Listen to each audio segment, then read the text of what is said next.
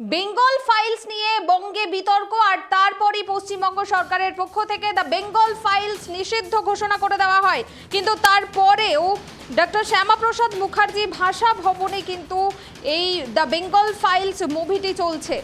আপনাদের জানিয়ে রাখবো, দ্য বেঙ্গল ফাইলস মুভি নিয়ে বিতর্ক পশ্চিমবঙ্গে, এবং এরই মধ্যে তৃণমূলের নেতারা এই দ্য বেঙ্গল ফাইলস মুভি নিয়ে অনেক কিছু বলেছেন এবং এই নিয়ে বিতর্ক ছিল, এবং এরই মধ্যে পশ্চিমবঙ্গ সরকার দ্য বেঙ্গল ফাইলস নিষিদ্ধ ঘোষণা করে দেয়। কিন্তু এরই মধ্যে যে খবর উঠে আসছে, ডক্টর শ্যামাপ্রসাদ মুখার্জি ভাষা ভবন, সেখানে কিন্তু এই মুভিটি চলছে। দ্য বেঙ্গল ফাইলস নিয়ে বিতর্ক অব্যাহত। আমরা দেখেছি টিজার লঞ্চের সময় কলকাতায় কিন্তু ধুন্ধুমার কাণ্ড ঘটেছিল এই মুভিটির টিজার লঞ্চের সময়ও, এবং গোটা ভারতে এই মুভিটি রিলিজ হলেও কিন্তু পশ্চিমবঙ্গে নিষিদ্ধ ঘোষণা করা হয়েছে। দ্য বেঙ্গল ফাইলস নিয়ে বিতর্ক অব্যাহত। পশ্চিমবঙ্গে নিষিদ্ধ ঘোষণা করা হয়েছে এই ছবিটি। সারা ভারতবর্ষে ছবিটি রিলিজ হয়েছে, কিন্তু পশ্চিমবঙ্গে ছবিটি নিষিদ্ধ ঘোষণা করা হয়েছে। আর এরই মধ্যে জানা যাচ্ছে ডক্টর শ্যামাপ্রসাদ মুখার্জি, কলকাতার ডক্টর শ্যামাপ্রসাদ মুখার্জি ভাষা ভবনে কিন্তু এই মুভিটি চলছে।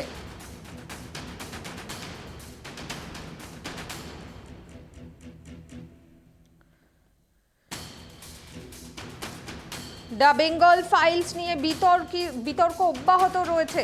বাংলায় নিষিদ্ধ ঘোষণা করা হয়েছে the Bengal files.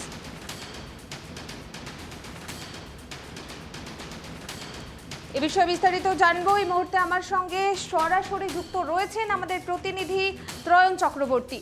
Trayan, the Bengal files নিয়ে বিতর্ক অব্যাহত, যেমনটা আমরা দেখলাম যে নিষিদ্ধ ঘোষণা করা হয়েছে, তারপরেও ডক্টর শ্যামাপ্রসাদ মুখার্জি ভাষা ভবনে এই ছবিটি চলছে। কি জানা যাচ্ছে এই বিষয়ে, আর কি কি তথ্য উঠে আসছে?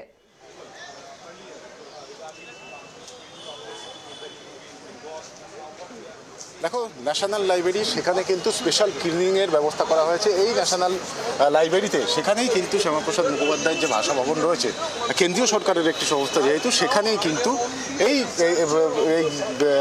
যে বেঙ্গল ফাইল তার কিন্তু স্ক্রিনিংয়ের ব্যবস্থা করা হয়েছে। এবং আমরা যেটা দেখছি, এখানে কিন্তু প্রচুর পরিমাণে কেন্দ্রীয় বাহিনী, সেই কেন্দ্রীয় বাহিনী কিন্তু এখানে ডিপ্লয় করা হয়েছে। এবং যেটা মনে করা হচ্ছে যে কলকাতা পুলিশের তরফ থেকে ল অ্যান্ড অর্ডারের কারণ দেখানো হতে পারে এবং সেই কারণে বন্ধ করে দেওয়া হতে পারে। আমাদের সঙ্গে রয়েছেন বিজেপি নেত্রী প্রিয়াঙ্কা ত্রিপুরাল, তার সঙ্গে কথা বলবো। দিদি, প্রচুর সেন্ট্রাল ফোর্স দেখছি এখানে ডিপ্লয় করা হয়েছে। একটা সিনেমা স্ক্রিনিং, সেখানে এত সেন্ট্রাল ফোর্স। একটা সিনেমা যেখানে দেখিয়েছে যে হিন্দুদেরকে উপরে যে ধরনের অত্যাচার হয়েছিল হিন্দুদের উপরে, সেখানে হিন্দুরা নিজেকে কি করে বাঁচিয়েছে সেটা উনি কাউকে দেখতে দিবেন না।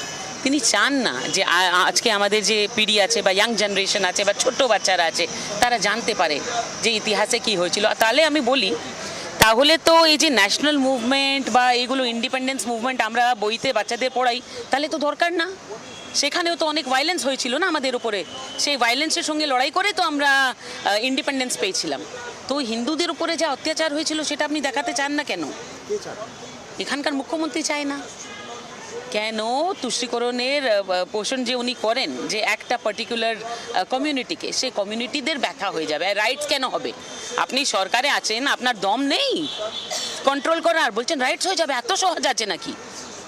আমরা যখন এখানে থাকবো তখন দেখুন রাইটস হয় নাকি। একটা ক্রিমিনালকে রাস্তায় দেখতে পারবেন না, যেরকম ইউপিতে সব ক্রিমিনাল জেলে, এখানেও সব ক্রিমিনাল জেলেই থাকবে। আমরা দেখেছিলাম যে এটা যখন ট্রেলার লঞ্চ হয়েছিল, সেই সময়ও একটা বেসরকারি হোটেলে সেখানেও একটা বাধার মুখোমুখি হতেছিল। আপনার মনে হয় আজকে এটা সার্থকভাবে হওয়া সম্ভব? কারণ ল অ্যান্ড অর্ডারের কারণ দেখিয়ে তো পুলিশও এটা বন্ধ করে দিত। এখানে কোনো এটা প্রাইভেট স্ক্রিনিং আছে, কারোর ক্ষমতা নেই এটা বন্ধ করে দেওয়ার। বিকজ এটা আমরা যা দেখছি, আমরা আমাদের রিস্কের উপরে চালিয়ে দেখছি, ঠিক আছে? তারপরেও যদি এত কারোর মানে চুরকানি হচ্ছে, তাহলে আসুন না, আছি তো আমরা, এখানে দাঁড়িয়ে আছি। আমরা কথা বললাম প্রিয়াঙ্কা টেবরিওয়ালের সঙ্গে। এই মুহূর্তে আমি আরও একটু দেবরাজকে বলবো দেখাতে যে প্রচুর মানুষ তারা কিন্তু এই মুহূর্তে আসছেন, এবং সেই মানুষ তারা কিন্তু এই মুহূর্তে এখানে থেকে তারা কিন্তু ধীরে ধীরে স্ক্রিনিংয়ের সময় প্রায় হয়ে এসছে, ফলে সেই স্ক্রিনিংয়ের কাজ কিন্তু শুরু হচ্ছে। আমরা পেয়ে গেছি প্রাক্তন রাজ্যপাল তথাগত রায়কে। তথাগতবাবু, যে ধরনের সেন্ট্রাল ফোর্স আমরা দেখতে পাচ্ছি, সেন্ট্রাল ফোর্স তো থাকবেই এখানে, তা না হলে মুখ্যমন্ত্রীর পোষা সব বেকার বাহিনী এখানে এসে ঢিল ছুড়তো। মুখ্যমন্ত্রী সব এদের টিপে দিয়েছেন, তার দলের মাধ্যমে সমস্ত প্রেক্ষাগৃহের মালিকদের টিপে দিয়েছেন, তারা যেন কখনো এ না করে, তারা যেন কখনো এই সিনেমা না দেখে, কারণ এই সিনেমা দেখালে তার দলের লোকেরা ভাঙচুর করবে, কে সেটা চায়।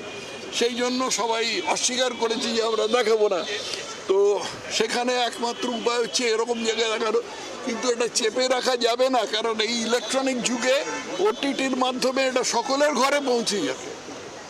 আমরা কথা বললাম প্রাক্তন রাজ্যপাল তথাগত রায়ের সঙ্গে। আমি তোমায় আবার একটু এই ছবিটা দেখাতে চাই। এই মুহূর্তে কিন্তু এখানে বেঙ্গল ফাইলস যারা দেখতে এসছেন তারা কিন্তু ইতিমধ্যে এখানে চলে এসছেন, এবং তুমি দেখতে পাচ্ছ যে এই যে বিশেষ পাস, সেই বিশেষ পাসের কিন্তু ব্যবস্থা করা হয়েছে, এবং সেই বিশেষ পাস যারা এই প্রায় 5,000-এর ওপরে মানুষ কিন্তু তারা দেখার আবেদন জানিয়েছিলেন, এবং তাদের হাতে সেই পাস পৌঁছে গেছে, এবং সেই মতো তারা কিন্তু এই মুহূর্তে লাইন দিয়ে রয়েছেন, এবং সেই লাইন দিয়ে ধীরে ধীরে তারা এই শ্যামাপ্রসাদ মুখোপাধ্যায়ের যে ভাষা ভবন, যে প্রেক্ষাগৃহ, সেই প্রেক্ষাগৃহের ভেতরে যাচ্ছেন, এবং এসে কিছুক্ষণের মধ্যেই যে এই বেঙ্গল ফাইলস, যার আমরা দেখেছিলাম ট্রেলার লঞ্চের সময় একটা গন্ডগোলের সৃষ্টি হয়েছিল, সেই সিনেমার বিশেষ যে স্ক্রিনিংয়ের ব্যবস্থা আজকে করা হয়েছে এই ন্যাশনাল লাইব্রেরিতে, সেটা কিন্তু কিছুক্ষণের মধ্যেই অনুষ্ঠিত হতে চলেছে।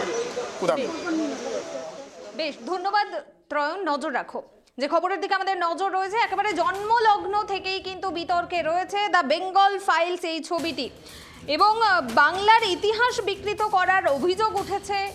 আর এই কারণেই কিন্তু পশ্চিমবঙ্গ সরকারের তরফে দ্য বেঙ্গল ফাইলস ছবিটি নিষিদ্ধ ঘোষণা করা হয়েছে। তারপরেও কিন্তু কেন্দ্র সরকারের যে সংস্থা রয়েছে সেখানে কিন্তু বিশেষ স্ক্রিনিংয়ের ব্যবস্থা রাখা হয়েছে।